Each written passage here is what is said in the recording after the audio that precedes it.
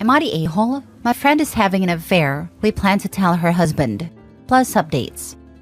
Original post. I've known Anna, female 38, since we were in high school. We are part of a group of 5. Now we hang out as families for Christmas, birthdays, Easter, etc. It has been like this for over 10 years. My partner, Greg, male 39, is good friends with Anna's husband, Darren, male 39. Anna recently told me she is having an affair with one of their family friends, who is also Darren's sister's ex-partner. At the time, I remained non-judgmental and supportive. Once the information set in and I realized how disloyal and gross the whole situation is, my sense of justice and moral compass came into play. Darren is a good man. Anna says he is a wonderful father and husband, but she just doesn't feel the connection with him anymore, despite faking it the last 6 months to keep her secret under wraps. I knew keeping this from Greg may backfire on me if he found out I also hid a secret. So I told him. He is shattered for his mate, and it is eating at him. I've told Anna that Greg knows. She's mad at me for the betrayal, expecting me to take it to my grave. She knows they're catching up soon and Greg plans to tell him. Anna has not asked for a separation because they have an overseas trip coming up in October. She has told me financially that she can't leave. Keeping in mind, she regularly gets expensive treatments like Botox and taking roids to have her look her best. We want to tell Darren about her affair in 2 weeks. Will we be the a-holes? She doesn't want to tell him because they have an overseas trip coming up. Likely a trip he's paying for, and she wants to leech off him. Tell him. We will. He will want to sell her tickets and cancel reservations. The sooner he knows, likely the less money he'll lose. I put this above, but he needs to freeze his credit immediately and contact any credit card companies to cancel cards and get an update on money she spent, either running up the bill now or spending on her affair partner. Same with bank accounts, college savings accounts for the kids, you name it. Her money train is about to derail. Unless she's stupid, she's going to try and get every penny out that she can. Also, to add to this, as part of the conversation where Darren gets told about the affair, he needs to be told that he has to do all of this before confronting his wife about the affair. She's made it very clear that she's only in it for the money at this point, so he needs to cut that off as soon as possible. She is mad at me for the betrayal. Cheater mad for betrayal. The irony. Also not asking for separation because of a trip? What will happen after the trip? You would be the a-hole if you don't tell Darren immediately. She's greedy and selfish, I suppose. That's an understatement. Edit/mini update. Some have asked why we are waiting. Greg works away. He is home in 2 weeks, closer to 1.5 weeks now, but feels like due to the nature of the conversation, it should be in person. He knows Darren will be very upset, possibly angry, and wants to be here to support him in those initial moments. I feel like I should also mention there are kids involved. Do we tell him via text sooner?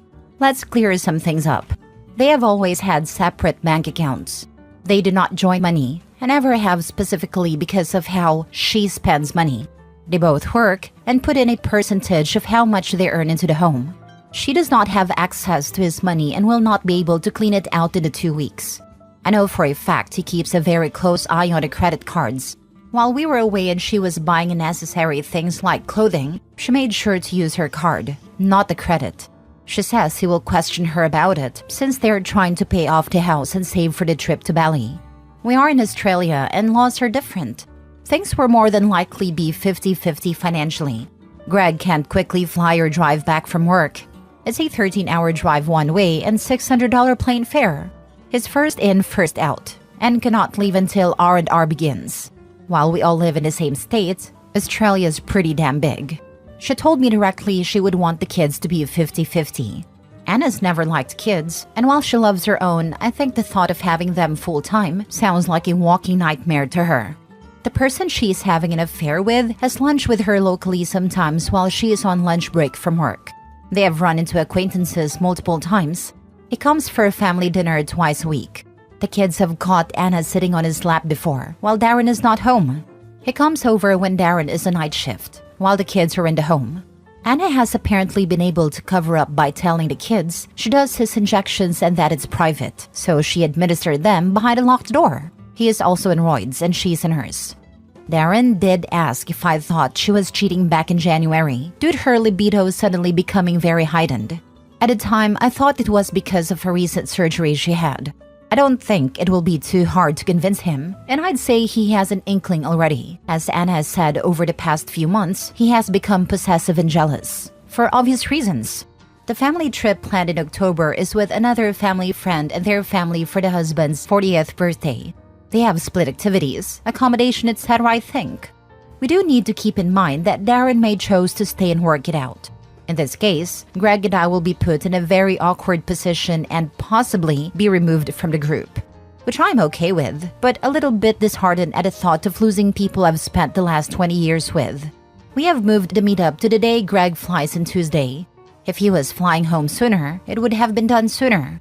While it's not pleasant, I've had to sit on the info guys. By the time we confront him, I will have been told exactly 2 weeks and 3 days.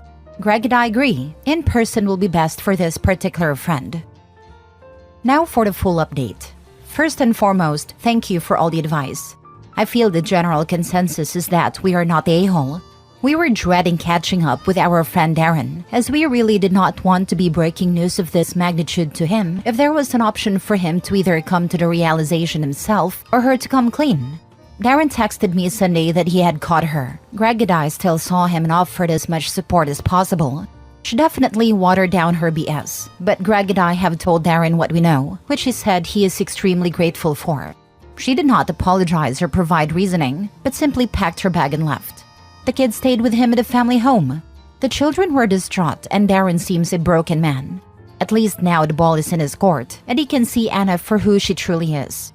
Darren is a mess but has plenty of people surrounding him, including her family and friends. As for mine and Anna's friendship, I have decided I will be removing myself from it, and I'm no longer in contact with her, nor do I plan to be.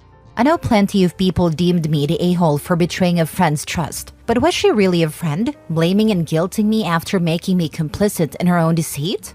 I did not mention in the post that Anna had told me the following morning that it was good I knew, because now she could use me as an excuse. I don't owe loyalty to a friend like that. As for the group, I have messaged them about my stance and why I will be removing myself from Anna. Again, the ball is in their court. It's their decision if they choose to continue a relationship with her. Next story. Am I the a-hole for telling people that my wife and I are planning to get divorced? After a tumultuous year, my wife, 32 female, told me a 34 male should like to separate, and I agreed with her.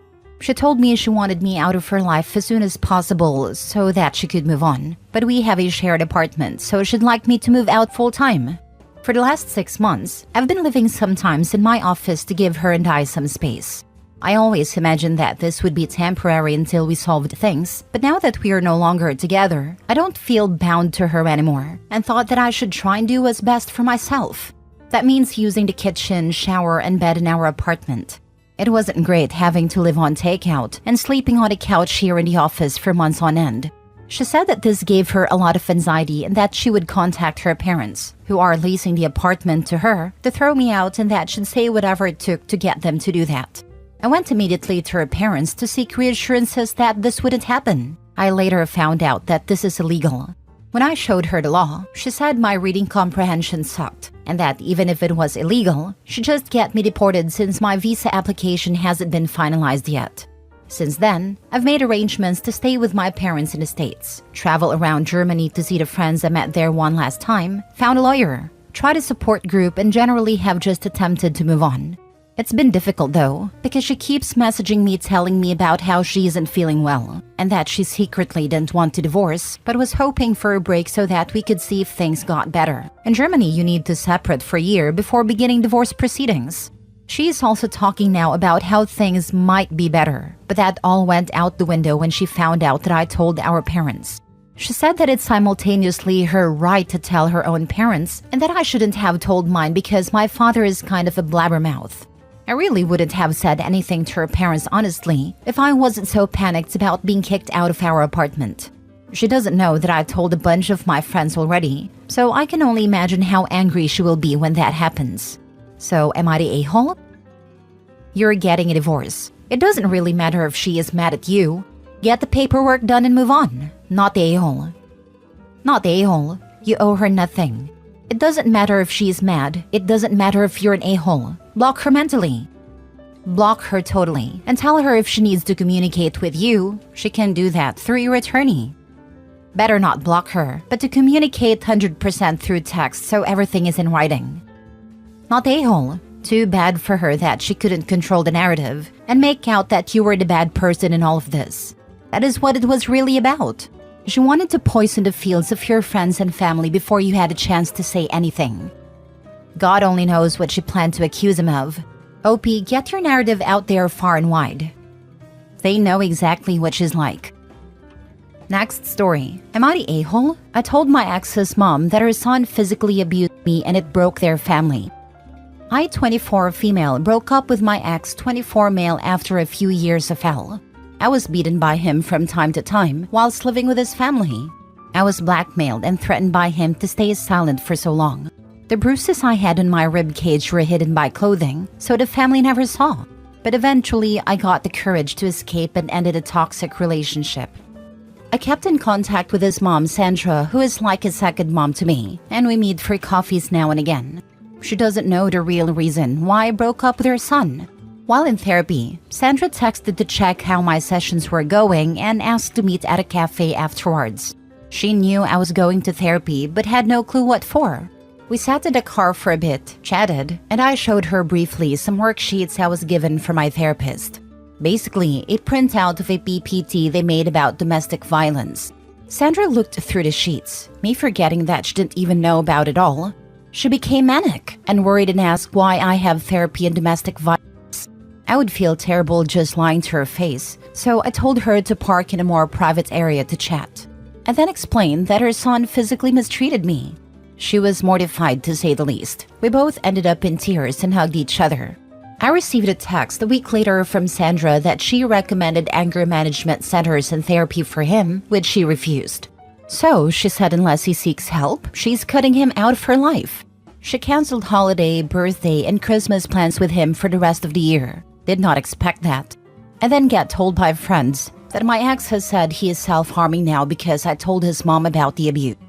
I know it was her decision to kick him out and his actions to me are unforgivable, but I can't help feeling guilty for breaking up their family and causing her son to be suicidal. Am I the a-hole? Now for the top comments. Not the a-hole. Your ex is suffering the consequences of his actions. 1. Nobody forced him to abuse you. That was his choice.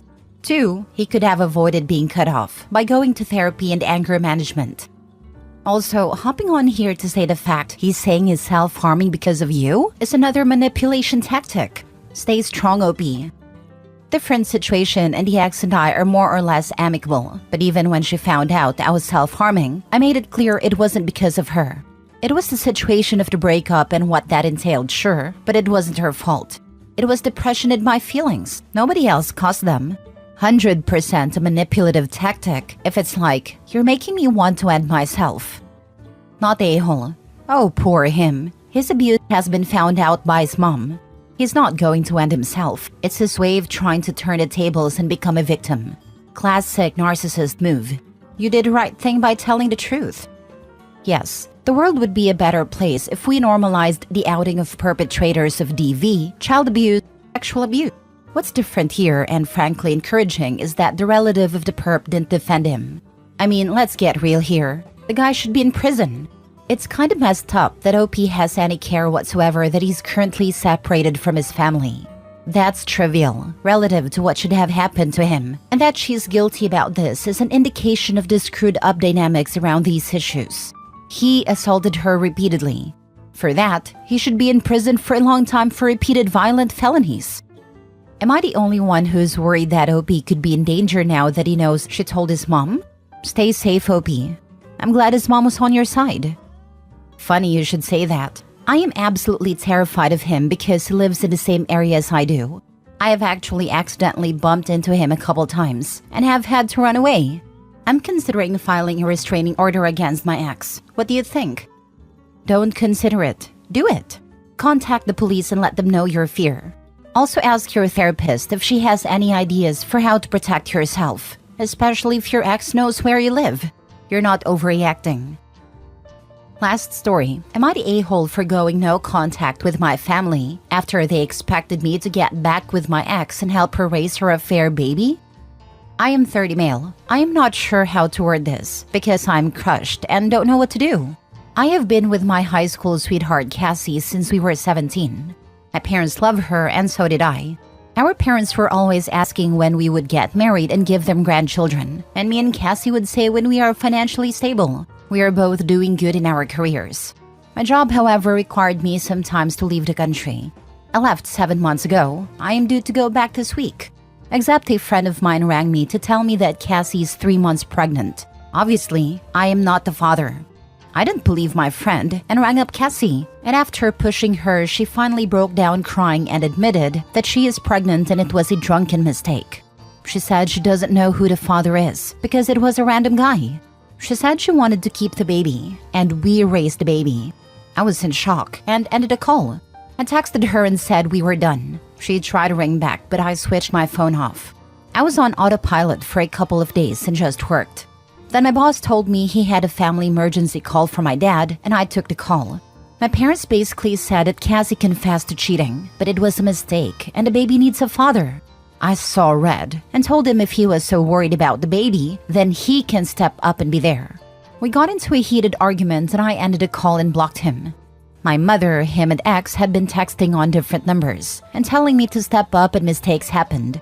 I got so frustrated that I rang them up and said that I was going no contact with them and I will be looking to applying for a visa to stay in the current country permanently. I heard my mother and ex start crying before I hung up. It's been a week now, and I have time to think about what happened and wonder if I'm the a-hole. Not the a-hole. And why the heck do so many people think a man should bite the bullet and raise some rando's kid because their wife/girlfriend/acquaintance decided to have unprotected sex with some other guy? Also, a drunken mistake. Hands up if you find your partner a gun, then go get drunk and hook up. I did get drunk once and argued that our outside Christmas lights looked too much like Easter lights and would confuse the neighbors. I was told to come inside and sleep it off. Not the a-hole, and don't look back ever. Your parents are freaking a-holes for trying to step up as the father of the affair. This is a great opportunity to make everything you want. Don't throw it away. I think his parents want grandkids so bad that they lost their mind. Or one or both his parents have cheated.